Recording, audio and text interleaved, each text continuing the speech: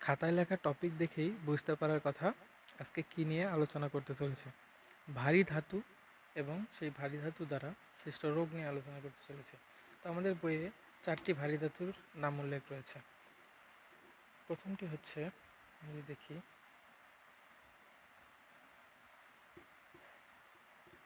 Lead, arsenic, chromium, cadmium. এই 4টি ভারী ধাতু নিয়ে আমাদের বইয়ে আলোচনা করা হয়েছে। তো আমরা একে একে এখান থেকে 4টি ভারী ধাতু থেকে কী ধরনের রোগ সৃষ্টি হতে পারে এবং আমাদের পরীক্ষায় ফ্রিকোয়েন্টলি এই ধরনের কোশ্চেনগুলো এসে থাকে। চলো মজার ছলে আমরা 4টির রোগগুলো একটু শিখে নিই। তো প্রথমে আমরা দেখব হচ্ছে আর্সেনিক। এটা আর্সেনিকের সংকেত, এবং এই আর্সেনিক থেকে আমরা কিভাবে আর্সেনিকের রোগগুলো খুব সহজভাবে মনে রাখতে পারি এখন দেখা যাক। তো আমরা এতদিন এমন হয়েছে যে আমরা এতদিন অনেকের বিএফ বা জিএফ নিয়ে অনেক কৌতূহল প্রকাশ করেছি। চলো আজকে দেখি আর্সেনিকের বিএফ থেকে আমরা কিভাবে আর্সেনিকের রোগগুলো খুব সহজভাবে মনে রাখতে পারি। তো আমরা কি করব, আর্সেনিকের বিএফ সম্পর্কে জানবো। তো কিভাবে আর্সেনিকের বিএফ সম্পর্কে জেনে আমরা কিভাবে আর্সেনিকের রোগগুলো মনে রাখতে পারি দেখি। তো আমি প্রথমে লিখি, এখানে আর্সেনিকের এস থেকে মনে রাখবো স্কিন।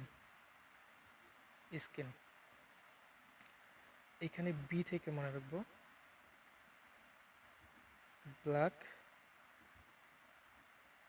Food disease. এফ থেকে মনে রাখবো ফিটাস। আবার এফ থেকে মনে রাখবো ফুসফুস। আবার এফ থেকে মনে রাখবো ফ্যাটি লিভার। তো এখানে আরেকটু অ্যাড করি, ক্যান্সার। তো দেখো, আর্সেনিকের বিএফ থেকে আমরা খুব সহজে মনে রাখতে পারি। আর্সেনিকের যে এস আছে, এস থেকে মনে রাখবো স্কিন ক্যান্সার। তো স্কিন ক্যান্সার কী কারণে হতে পারে? আর্সেনিকের কারণে স্কিন ক্যান্সার হতে পারে। আর্সেনিকের কারণে ব্ল্যাক ফুড ডিজিজ হতে পারে। আর্সেনিকের কারণে একটা জিনিস বই খুললে দেখতে পাই, যেটা হচ্ছে যে ভ্রূণ যে বৃদ্ধিটা, মায়ের দেহে যে ভ্রূণ থাকে, ফিটাস মানে হচ্ছে ভ্রূণ। তো মায়ের দেহে যে ভ্রূণ থাকে, সেই ভ্রূণের বৃদ্ধিটা ব্যাহত হয় কার কারণে? আর্সেনিকের কারণে। এবং আমরা মেসেজে লেখার সময় কি লিখি? ফুসফুস বানান এমন লিখতাম অবশ্যই। তো সেইখান থেকে আমরা প্র্যাকটিসের মাধ্যমে এটা মনে রাখবো যে ফুসফুসের যে ক্যান্সার, সেটা আর্সেনিকের কারণে হয়ে থাকে। এবং এর থেকে আরেকটা মনে রাখা যায়, সেটা হচ্ছে ফ্যাটি লিভার, অর্থাৎ লিভারে কী হয়? ফ্যাট জমা হয়। আর দুইটা জিনিস এখান থেকে আমরা এক্সট্রা করে মনে রাখতে পারি, সেটা হচ্ছে বইয়ে দুইটা জিনিস দেওয়া আছে। একটা হচ্ছে কার্সিনোজেন।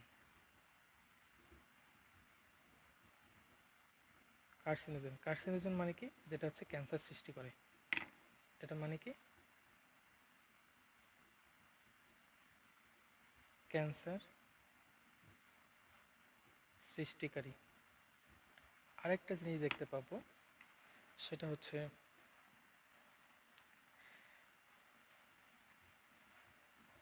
কেরাটিনাইজেশন।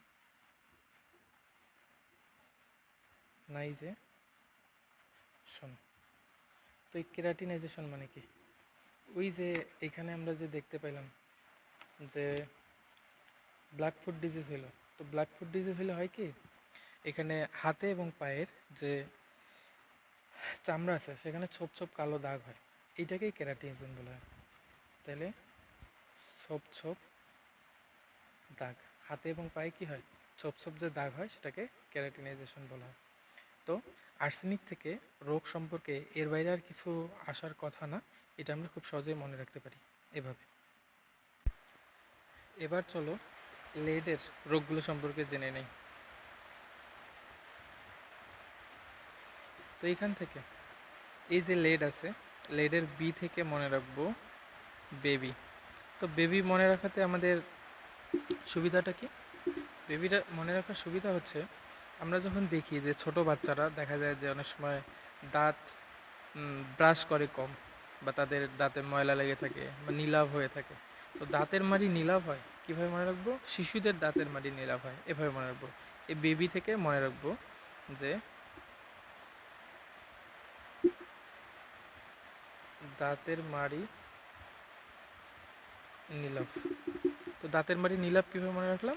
যে শিশুরা কী করে, দাঁত ব্রাশ করে না, যে কারণে তাদের দাঁতের মাড়িটা কি নীলাভ হয়ে থাকে।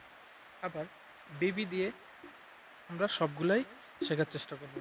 এখন দেখো বেবি, বেবি মানে কি? শিশু, শিশুর আইকিউ হ্রাস, আইকিউ হ্রাস। তাহলে বেবি দিয়ে দাঁতের মাড়ি নীলাভ করলাম, শিশুর আইকিউ হ্রাস করলাম। আবার যদি বেবি আমরা এখানে নিয়ে আসি, মৃত সন্তান প্রসব, প্রসব। তো একটা জিনিস দেখো, ওইখানে ছিল আমরা যখন প্রথম যেটাতে দেখলাম, অর্থাৎ আর্সেনিক, ওইখানে ছিল ভ্রূণ। মায়ের দেহে যতক্ষণ থাকে, পূর্ণ সন্তানে পরিণত না হয়, পূর্ণ শিশুতে পরিণত না হয়, ততক্ষণ পর্যন্ত সেটা কি থাকে? ভ্রূণ থাকে। আর যখন সেইটা সেই ভ্রূণ পরিপূর্ণ হয়ে ভূমিষ্ঠ হয়, তখন কি হয়? সন্তান হয়ে যায়, মানে প্রসব ঘটে, সন্তানের প্রসব ঘটে। তাহলে মৃত সন্তান প্রসব কার কারণে? লেডের কারণে। তাহলে সন্তান কথাটা আছে, বেবি কথা আছে, শিশু কথা আছে, বেবি কথা আছে। দাঁতের মাড়ি নীলাভ হয় শিশুদের যে ব্রাশ করে না তার জন্য। এইখান থেকে এইটুকুই। আর একটা বিষয় নিয়ে একটু ঝামেলা লাগতে পারে ক্রোমিয়াম এবং লেড বা অন্যান্যগুলোর সাথে। সবার শেষে সবগুলার যে কনফিউজিং ব্যাপার আছে সেগুলো নিয়ে আলোচনা করা হবে।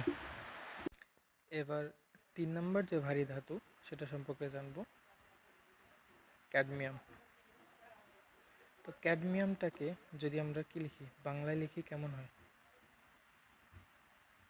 ক্যাডমিয়াম। এখন এখান থেকে আমরা এমনভাবে ট্রিক্সগুলো শিখবো যাতে নতুন করে কোনো কিছু ছন্দ মনে রাখতে না হয়। এখানে দেখো তো, ক্যাডমিয়ামে কে কথাটা আছে না? কে। তো এখান থেকে আমরা মনে রাখবো ক্যালসিয়াম। আমরা যারা অঙ্গ চলন অধ্যায়টা পড়ছি তারা অবশ্যই জানি যে ক্যালসিয়াম সবচেয়ে বেশি, মানে কত পার্সেন্ট? 97%। দেহে 97% ক্যালসিয়াম কোথায় থাকে? হাড়ে, মানে অস্থিতে। অস্থিতে, যে কারণে অস্থি কী হয়? অস্থিটা শক্ত হয় বা দৃঢ় হয়। তো এখান থেকে আমরা মনে রাখতে পারি না যে অস্থি যেহেতু পড়লাম এখানে দৃঢ়, অস্থি মানে অস্থি সম্পর্কিত যে ব্যাপার আছে, তো এটা কি? অস্থি ভঙ্গুর হওয়া,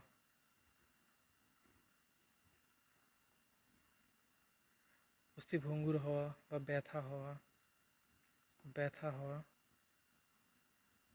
তারগুলো কোথায় হবে? কি থেকে জানবো? এটা থেকে। তো এখন আরেকটা রোগ আছে যেটা ইটাই আউচ আউচ, এইটা যে ক্যাডমিয়াম দ্বারা সৃষ্টি হয়, সেটা মনে রাখার বুদ্ধি কি? তো দেখো তো, যখন কারো হাড়ে ব্যথা হয় বা অস্থি সন্ধিতে ব্যথা হয়, তো অস্থি বা অস্থি সন্ধি সম্পর্কিত কথা আসলেই ক্যাডমিয়াম দিব। এবং অস্থি সন্ধিতে ব্যথা বা হাড়ে ব্যথা বা কোথাও আঘাত লাগলে আমরা কি করি? আউচ, আউচ বলি না? আউচ, আউচ করে কিন্তু আমরা সাউন্ড করি। আমাদের মুখ থেকে কি বের হয়? মুখে সাউন্ড হয় আউচ। কোথাও লাগলে, আঘাত পেলে, আঘাতে মুখে কি হয়? আউচ সাউন্ড হয় না? তাহলে কি মনে রাখবো?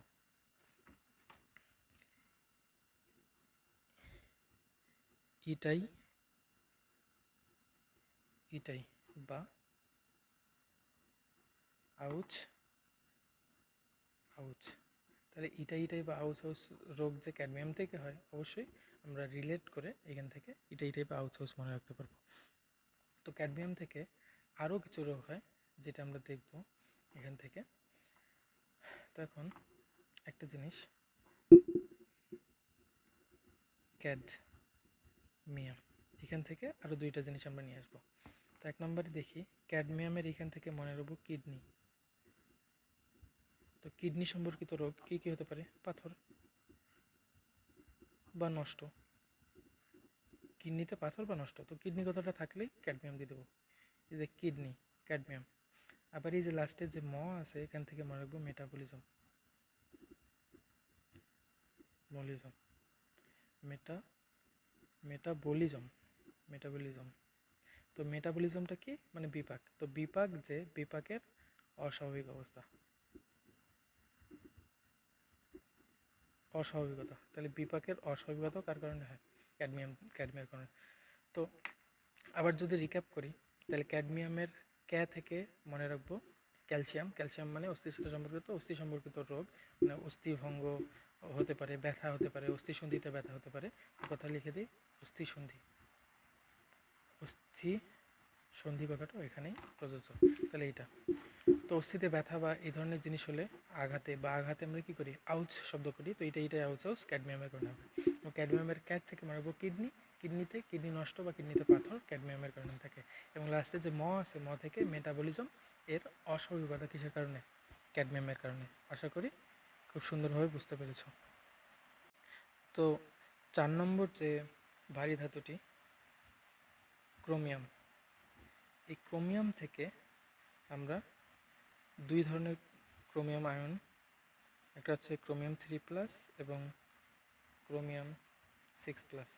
এই 2টা আয়ন কি ঘটায়? আমাদের রোগ সৃষ্টি করে। এখন কোনটা থেকে কোন রোগ সৃষ্টি হয়? এই যে এটা কি করে আসলে, কাজটা কি? আমাদের যে হিমোগ্লোবিন আছে, রক্তে হিমোগ্লোবিন আছে, এই হিমোগ্লোবিন সৃষ্টিতে বাধা।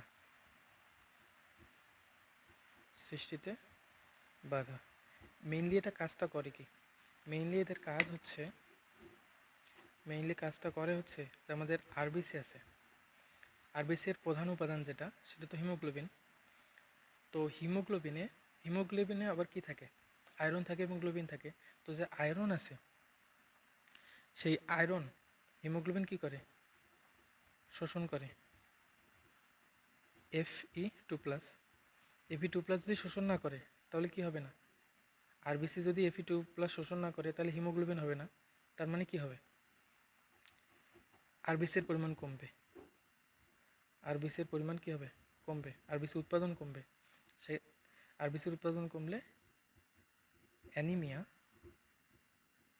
অ্যানিমিয়া বা রক্ত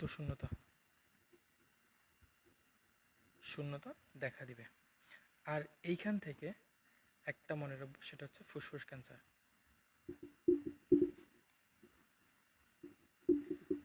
ক্যান্সার। এইটা যে আছে, এটার বিষক্রিয়া কি?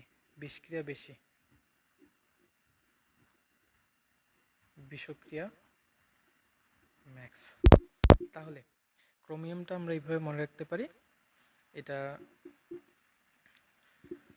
হচ্ছে আরবিসি উৎপাদনে বাধা দিচ্ছে, মানে হিমোগ্লোবিন উৎপাদনে বাধা দিচ্ছে, যার ফলে অ্যানিমিয়া বা রক্তশূন্যতা হচ্ছে।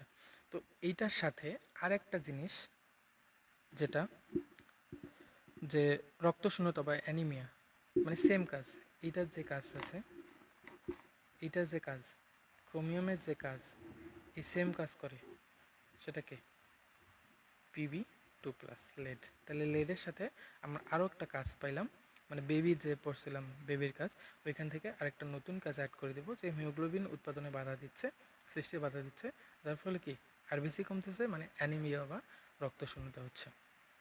তো এই মাধ্যমে আমরা 4টি যে ভারী ধাতু ছিল এবং তার রোগ ছিল, সেই রোগগুলো সম্পর্কে খুব সুন্দরভাবে ছোট ছোট ট্রিক্সের মাধ্যমে আত্মস্থ করার চেষ্টা করলাম। আশা করি সবার খুব ভালো লেগেছে এবং খুব তাড়াতাড়ি প্র্যাকটিস করার মাধ্যমে এই রোগগুলো খুব সুন্দরভাবে মনে রাখতে পারবো।